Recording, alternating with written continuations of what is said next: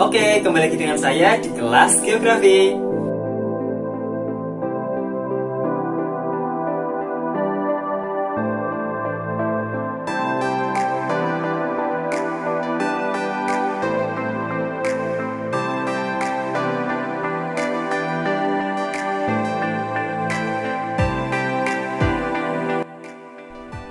Untuk kali ini, kita akan belajar tentang interaksi antar negara ASEAN.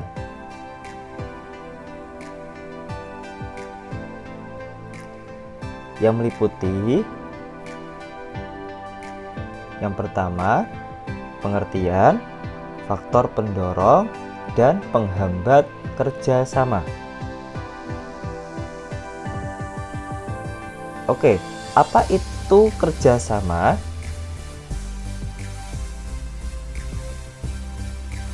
Menurut KBBI, Kamus Besar Bahasa Indonesia, kerjasama adalah suatu kegiatan atau usaha yang dilakukan oleh beberapa orang yang meliputi lembaga, pemerintah, dan sebagainya untuk mencapai tujuan bersama.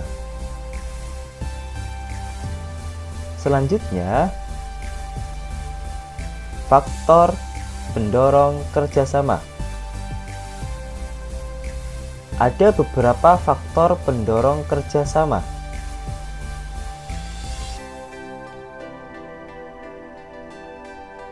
yaitu yang pertama, kesamaan sumber daya alam, kemudian kesamaan wilayah, kesamaan ideologi, perbedaan sumber daya alam,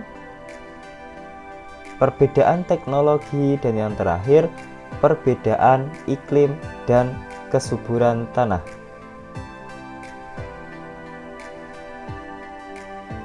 Untuk selanjutnya, faktor penghambat kerjasama.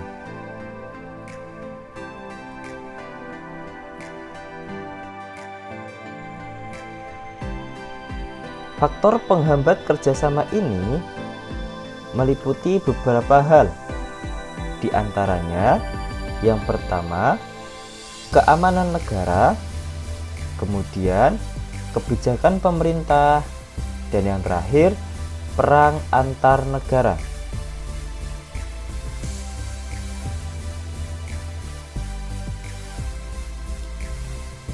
Selanjutnya, bentuk-bentuk kerjasama ASEAN dan perkembangannya.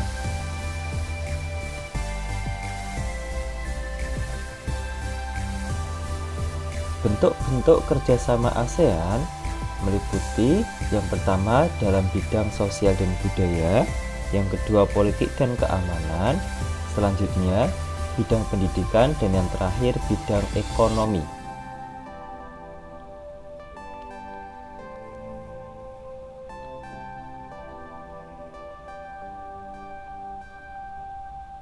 Oke, yang pertama bidang sosial dan budaya. Meliputi ASEAN Socio-Cultural Community atau ASCC. Biasa disebut Masyarakat Sosial Budaya ASEAN.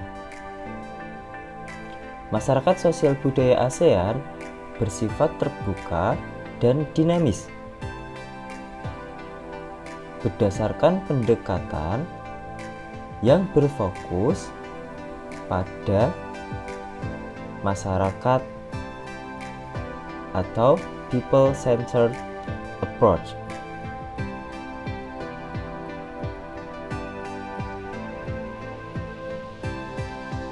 Selanjutnya, blueprint ASCC meliputi yang pertama, pembangunan manusia, perlindungan dan kesejahteraan sosial, yang ketiga, hak-hak dan keadilan sosial.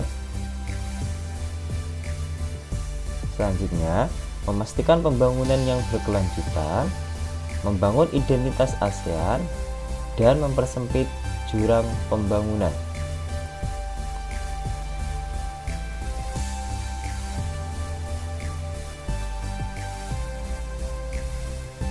Selanjutnya, pertemuan dan kegiatan bidang sosial budaya meliputi yang pertama bidang sosial, bertujuan untuk membahas isu kesejahteraan sosial, pembangunan manusia, bencana alam, dan kesehatan.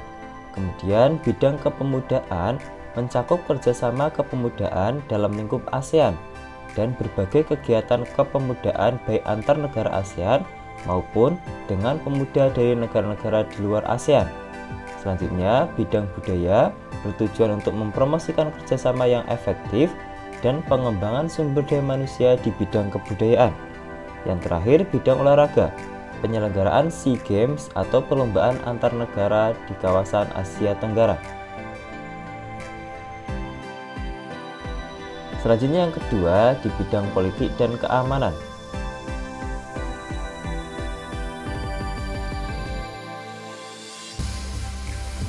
Salah satu pilar ASEAN yaitu ASEAN Political Security Community atau APSC, Masyarakat Politik Keamanan ASEAN,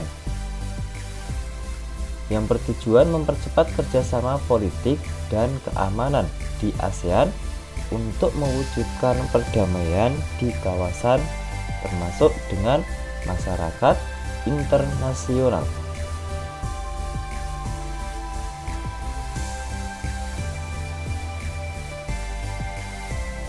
Kerjasama di bidang politik antara lain yang pertama memajukan pemerintahan yang baik, selanjutnya memajukan prinsip-prinsip demokrasi, kemudian memajukan kedamaian dan stabilitas kawasan, kemudian memajukan kerjasama maritim ASEAN, dan yang terakhir memperkuat sentralitas ASEAN. Kemudian kerjasama dalam bidang keamanan meliputi pencegahan konflik atau upaya-upaya membangun kepercayaan. Yang kedua, penguatan proses ASEAN Regional Forum atau Forum Regional ASEAN. Selanjutnya, penanganan isu keamanan non-tradisional, misalnya bajak laut, pembajakan, dan penyeludupan. Selanjutnya ada penguatan kerjasama ASEAN dalam penanganan bencana dan tanggap darurat.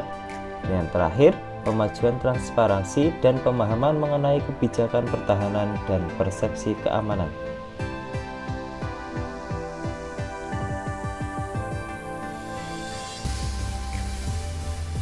Untuk bidang hukum, kerjasamanya antara lain yang pertama, pencegahan dan pemberantasan korupsi, kemudian pemajuan dan perlindungan HAM, kemudian pengembangan pengaturan hukum untuk memerangi narkotika. Yang keempat, pembentukan kerjasama penanganan kejahatan lintas batas, dan yang terakhir, pembentukan kerjasama dalam isu ekstradisi.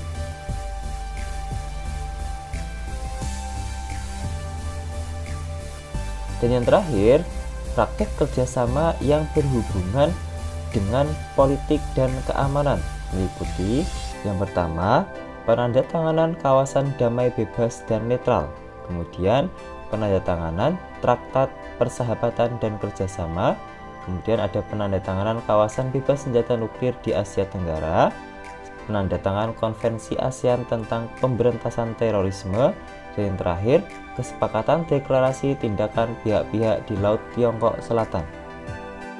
Selanjutnya, di bidang pendidikan.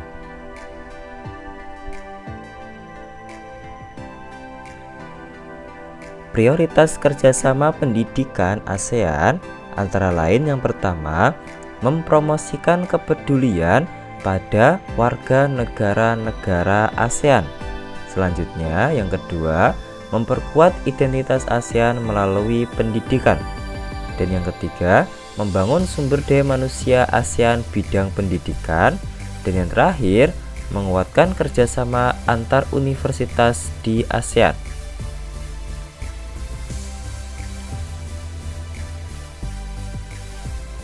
Kemudian, kegiatan yang berhubungan dalam bidang pendidikan antara lain yang pertama, deklarasi penguatan kerjasama pendidikan, kemudian penyelenggaraan pertemuan para menteri pendidikan ASEAN.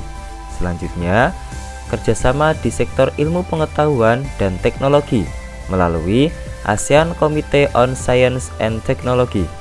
Yang keempat, program pertukaran antar pelajar se-ASEAN, dan yang terakhir, jaringan universitas-universitas di ASEAN. Oke, yang terakhir dalam bidang ekonomi.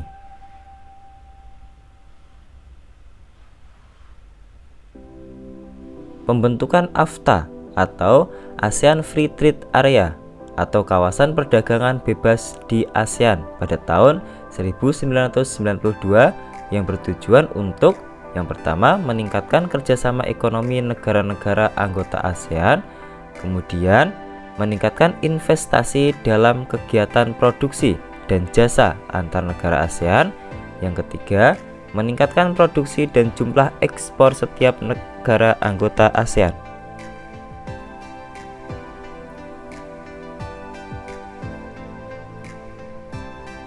Pada KTT ke-9 disepakati pembentukan AEC atau ASEAN Economic Community atau Masyarakat Ekonomi ASEAN.